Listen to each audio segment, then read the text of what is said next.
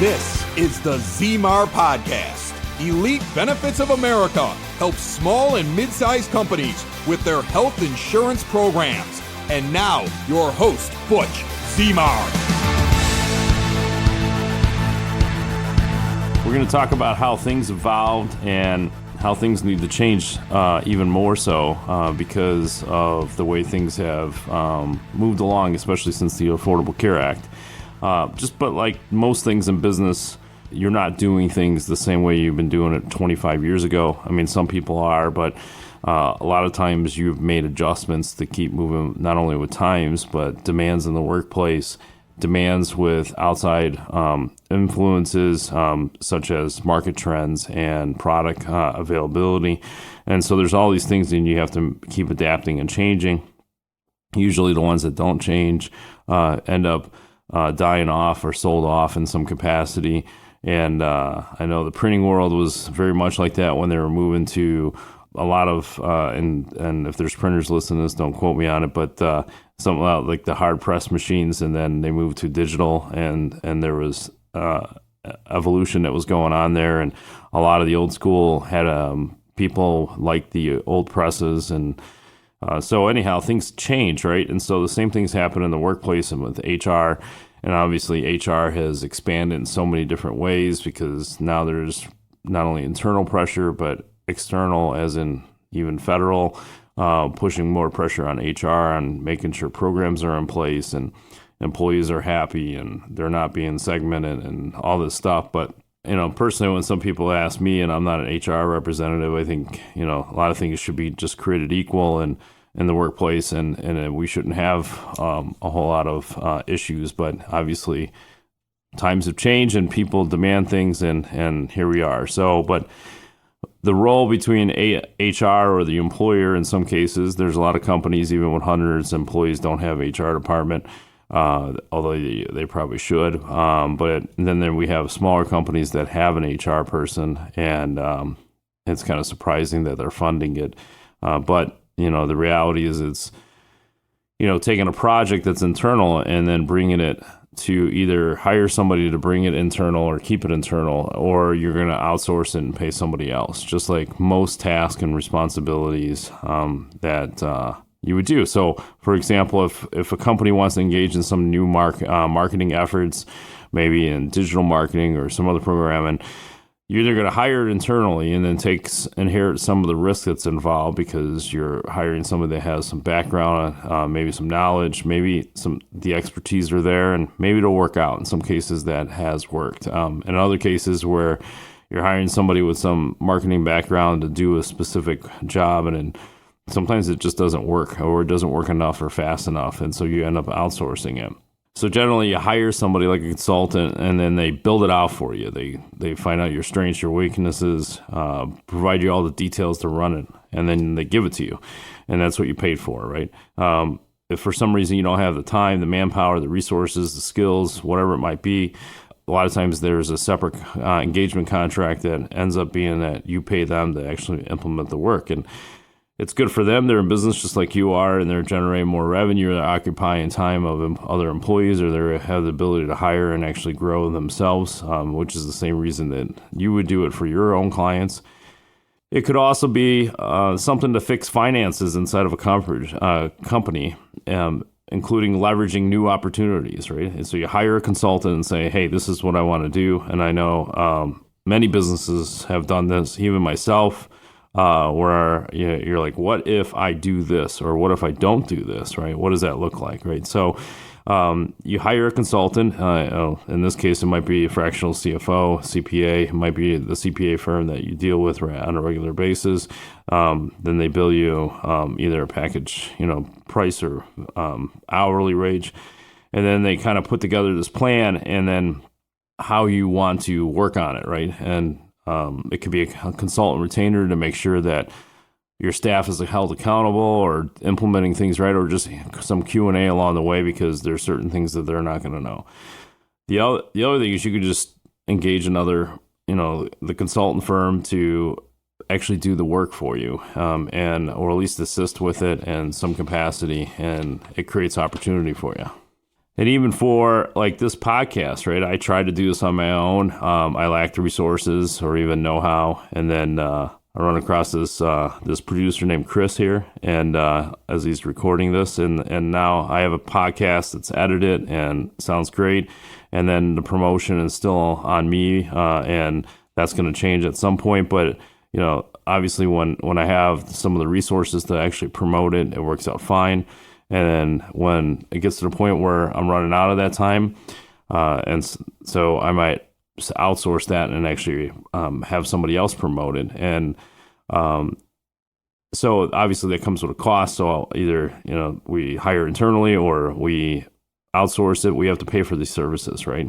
Not to really just try to beat a dead horse, just another example of, you hire legal counsel for anything to do with the business matters. It could be contracts, employees, situations, work-related efforts. And you pay for this advice. You say, okay, here's the situation. They ask you 100,000 questions. They put together some follow-up with it. And here you go, right? And then if you don't have the time or the resources, you could hire them to actually represent you. That's why attorneys go to court on your behalf, or they go to closing tables. Let's say you're buying property or business, and all of a sudden they're the representation, not you. And then they charge you for it, right? And it makes sense, right?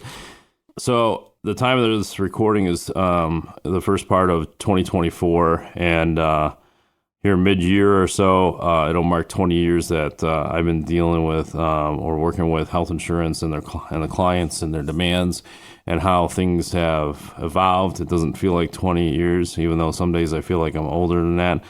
But a lot of things have changed, not only with consumer-driven products and demands to just how the products are designed and put together. Obviously, the Affordable Care Act changed things a ton. There's opinions on this. I think it changed more for the worse than it was for the better. But it's always the good intentions road that ends up trying to help out a portion of the people, and then it changed for everybody and puts them in a vulnerable situation. And it could be just from timing issues to logistics and obviously cost. People's attention spans got a lot shorter over the period of time. Like, they just have less time to deal with things. There's less accountability and responsibility, especially in the workplace. They got their demands, they're increasing, right? Their clients are doing the same thing. They're passing it on us. And this is not just our office. This is across the board. I rub elbows with peers all over the country, and they're running into similar issues. And, in the beginning, it kind of makes sense. It's almost like, they give up on certain tasks, or they just can't figure something else. And then in the beginning, it makes it easy just to say, hey, can you just take care of this for her? I don't understand it, right? But it's gotten worse over a period of time. They just demand more out of us. They claim ignorance. They feel like that's the reason they hired us. There's all this stuff, and then all of a sudden this fine line between what's internal and what's external. So HR is internal, benefits consulting is external. In most cases, sometimes you can hire your own benefits consultant internally, and sometimes on a retainer, right? And then that could work too. And so when it gets to the point where, clients have the time and the resources or even the knowledge to actually do it, there comes the pushback. And that's what's going on now, has been for several years. They don't understand it. Things have changed, the Affordable Care Act.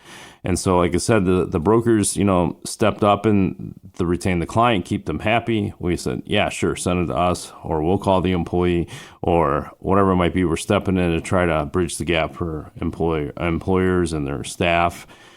Over a period of time, all of a sudden we have employees calling our office. We're doing extra paperwork that we normally wouldn't have done. We're filling out employer responsibility stuff. We're filling out employee applications because we're trying to bridge the gap, right?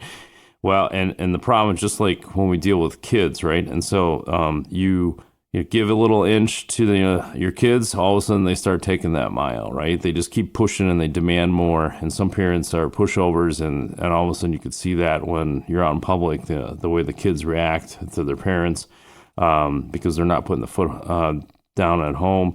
And that's happening in the workplace with dealing with brokers and benefit consultants. All of a sudden, we're doing more. And then on our side, the business model has changed dramatically, not only from the demands of the clients, but the Affordable Care Act has drastically reduced a lot of our commissions, especially when you're an employer, definitely under 100 employees, which is majority of businesses all over the country. In fact, I think even most of them are even much smaller than that.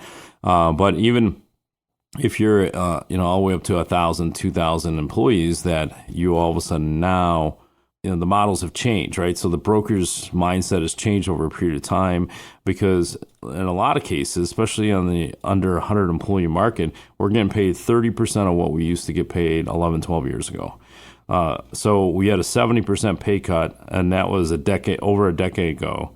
And they haven't really changed much. Some of the carriers changed one time, like in between the last 10 years. I know very few have really actually changed things in 2023 and 2024. Majority of the big branded carriers have not changed anything. And so we're working on cases that we're still getting paid at 10-year-old rates. And that was a reduction back then. And then we were doing some value-added services, many agencies were, and then all of a sudden we're still doing value-added services, adding more on our plate, and we're still at a reduced commission. Plus we have higher demands internally, we have higher expenses, costs have gone up, we got inflation, we got more payroll because we can't do everything because you're asking us to do more. And so to try to meet these expectations, but the reality is these businesses that are listening to this and brokers, there's got to be a hard reset, right? And so because these mentality of the employers are like, why did we hire you? I shouldn't have to do this. But the reality is there is a fine line of what the responsibilities are. And it's our fault, right? Because we gave the window and say, yeah, just send it to us. We'll take care of it. And in some cases, what we should have done is just shown them how to do it. So what is our role as benefit consultants or benefits role? We're the external help, right? We help build packages that meet the needs of the company and the employees, right? We assist with the open enrollments and new hires and terminations that as the company grows and moves along in time, right? And so we assist with all this, right? And we're more engaged in that process than many other processes. We insist in reporting. If there's small issues, we assist you. It's an employer benefit program. It's an employer-sponsored plan. It's not a broker-sponsored plan, right? So the ultimate responsibility, because it's not like, and this happens a lot with smaller businesses where it makes more sense to move to a small group plan versus doing a private plan for the family. And in some markets, it's cheaper to do that. And then tax-wise, there might be a benefit, or you want to contribute dollars, and it's easier this way. There's a whole bunch of reasons why we move down this road. It's not when you do this, it's not just solving your health insurance problem as the business owner or partner in the company, agency, whatever firm, whatever you call yourself, but it opens up the door for all this other stuff that you have to be responsible for. So it's the same thing in the business. If you say, hey, we got to bring a widget in, or we're going to make a widget, or we're going to move into a different market segment, there's a whole set of responsibilities that come with that. And so that's the same thing with providing a health insurance plan. There's a whole gamut of things that you have to worry about. You got compliance, technology, you have Department of Labor issues, you have communication with your employees, you have to make sure that the employee gets the right information. There's lawsuits that result because the employers are not doing what they're supposed to do, and in some cases they think the broker is responsible for it, and they're not. And so even if the broker is stepping in, they're crossing a line too. But at the end of the day, a lot of those things are going to fall into the employer, not the broker. So even if the broker misstep, the financial responsibility is going to be on the employer. We're just back office support at that point, but the ultimate responsibility is the employer. And so, and in the beginning, and when you're smaller, there's a lot of gray area, and there's a lot of overlap, and there's a ton of stuff not seen, right? So you're not going to have the exposure to get penalized or lawsuits or something because there's so much other things you can just get away with, right? But we assist to try to keep that in line, right? Design and cost control for the company. We help with implementation, right? So that includes open enrollments, right? What's the best means of open enrollment and new hire and terminations for your company. It could be technology, and that's fine, right? We can set you up. There may be an additional cost involved with this. It could also be a cost for even PDFs, right? We generate and spend time to build these PDFs that cost us money, either manpower or software or outsourcing or some combination of both. We don't necessarily always have graphic designers putting these things together. It's not like we're this freelance company out there. But, and then we may have to print those, right? There's a printing cost, right? A lot of times brokers eat some of this cost. And I think it's turning the table where we can't eat these costs, especially because the revenues are not where they used to be. And so per client, that is, even though it's all value in business, and when the problem, it's a double-edged sword. When you increase the volume, increase revenue, so we can provide more services and provide more staffing for our clients, we have more work, more demands, right? So it's just this constant battle that no matter how high of the spectrum that you actually go, there's a guy in our industry that wrote an article, Death by 1,000 Clients, and it's a little bit more universal to all verticals, not just the benefits world or benefit consulting agencies, but anyhow, it definitely creates a different demand. So, but there's cost involved, and brokers need to do a better job outlining that, showing it. Even if they're eating the cost, I think they need to be more transparent, but that's more burden on us to even show you the transparency of that. In the past, it's like, well, I'll just print these in my office. I don't need to show you a bill for that, even if I'm paying for it, right? But I think it's getting to that point where I have to show all these costs because nothing's for free internally, and what gets paid under commissions and what doesn't. So the other thing is knowledge of compliance, right? We're not compliance officers. Now, some of us have stepped in the role, or some of us have hired somebody to actually take over some compliance for the employers, and it depends on the size of the agency, and there's a number of things. But there's generally a limited number of things that are absolutely required, and we provide means to actually accomplish it. Those cost money, whether the broker is paying for software to take care of some of it, or they're and they may be white labeling and remarketing it to you and selling, and it's a shelf item to them to make up for some losses somewhere else or just generate more revenue. Or you're going to have to pay for it, and that's just reality, right? There's nothing like, oh, I'm going to pay for this health insurance premium and all these things are covered. And some people think, well, I'm writing checks for $100,000 a year. There's got to be something covered. No, like it's not there, right? And you need to know that too. And I think some of the things are coming down the pipe with the Consolidated Appropriation Act that you're going to see a lot more of that. And I think it's in our favor. But again, a lot of our old school brokers are afraid of it, or they're not adapting to change fast enough, or they don't know how to implement it. It's going to be interesting to see how things work. The other thing is communication and paperwork. How is that being communicated? There's a lot of responsibility the employer is trying to pass on to us, which includes communication, paperwork, missing information, issues with the employees and payroll and changes. And so you can't just push it off just because you're paying for a benefit package. There is an ultimate responsibility that comes into play on both parties, and it needs to be spelled out and discussed at some point. And we've done a bad job of this ourselves because we're trying to win business, so we're just trying to make it easy. And the employers are just trying to solve a problem, and they want to make it as easy as possible. They don't want any hurdles in it. Some of them are not anticipating costs because in the past, maybe there was no cost to it, and it creates some issues with it. But it goes back to all the other things that we discussed at the beginning of this recording that, if you don't have the time or the resource for it, you're going to have to outsource it. So if there's the reality is this is an employer-sponsored plan. So the whole thing is your responsibility. What portion do you actually outsource, and then what is actually being compensated either through a premium compensation, that we can receive a commission by each month you pay the premiums, or things you have to pay out of pocket for because they're not part of it.